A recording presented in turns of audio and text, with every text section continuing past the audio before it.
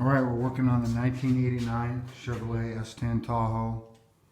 We're doing the tune-up, and I put the new TBI on. And what the vacuum pump showed me is that this leaks. Alright, and that goes to this canister. And then it's got another hose, I don't know where that goes. But it leaks, so I didn't hook that up.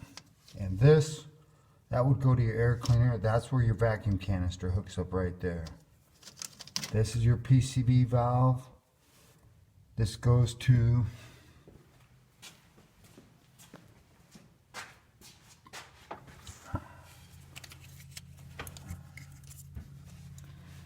this module right here, which runs the EGR valve right there. So it's electronic. I think that's map sensor. You got, I think, or the MAF, mass airflow.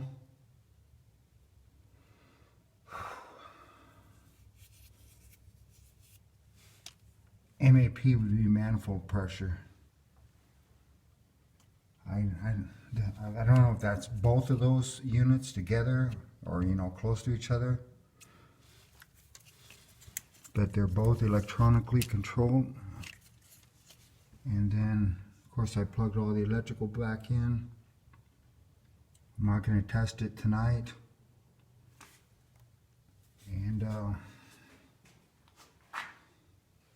so that's as far as I got for now.